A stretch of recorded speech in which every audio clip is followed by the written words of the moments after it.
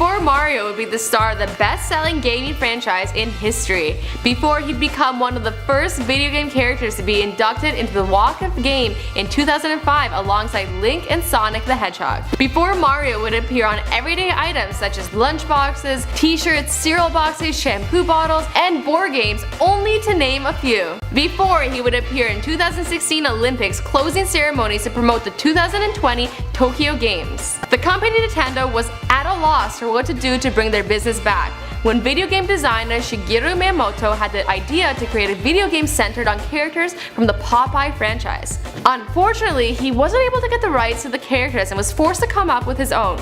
And this is when he got the idea to have Jumpman in the well-received Donkey Kong arcade game. Jumpman went on to be renamed Mario after Nintendo's landlord, and eventually worked his way up to having his very own game. In 1985, Super Mario Bros. Was released as a platform game and won over audiences internationally. Way back in the late 70s, Nintendo wasn't the successful company that it was today. They were struggling to find a market that could pull in international audiences. They had released a cabinet arcade game called Radar Scope in 1979, but the game wasn't well received, especially in North America, and thousands of units were left to basically collect dust in the Nintendo warehouse. This of course was a financial disaster, and the CEO of Nintendo at the time, Hiroshi Yamauchi, needed to come up with a few games to install into repainted cabinets if he wanted to save the company from going under. Nintendo game designer and producer Shigeru Miyamoto had an idea. What better way to win the hearts of people than make a game about a love triangle? Originally, he wanted to make a game based on the pre-existing characters Popeye, Bluto, and Olive Oil, but he was unable to get the license to use them. Most likely he couldn't afford it, so he had to put in the extra effort to design his own character. If you want to make something big, you can't take shortcuts. The game that would eventually replace Radar Scope would be Donkey Kong, and the characters would be Donkey Kong, Pauline, and Osan, whose goals were to save the girlfriend Pauline from the giant ape while dodging rolling barrels. Osan's name didn't last, but was instead changed to Mr. Video. But who was Mr. Video exactly? Well, Mr. Video got his name changed to Jumpman when the ability to jump was added to Donkey Kong, so that Jumpman could avoid the barrels being thrown at him. Still confused as to who Jumpman is? Maybe he'd be more familiar if I showed you.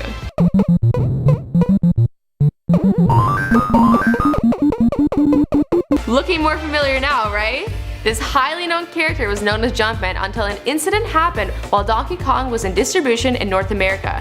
Because Nintendo was struggling to stay in business, they had fallen a bit behind on their rent, and their warehouse landlord, an Italian named Mario Segale, came in one day and demanded the money he was owed. Later on, some of the Nintendo employees began to joke about Segale's resemblance to Jumpman's character, and that's how Jumpman was renamed Mario. His full name is now confirmed by Miyamoto to be Mario Mario.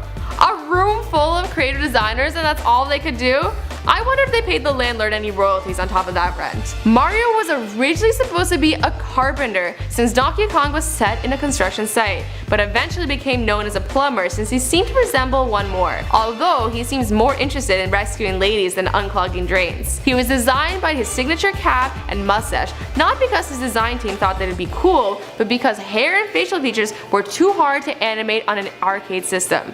As for his clothing, he originally was designed as wearing a blue shirt with a red overalls, but these colors were switched early on. After Donkey Kong, which was a huge success, Mario was featured in Donkey Kong Jr. in 1982, where he got his chance to be the villain and imprisoned Donkey Kong. See, even the nice guys like Mario can be jerks sometimes. Who would have known our favorite character would be involved in animal cruelty?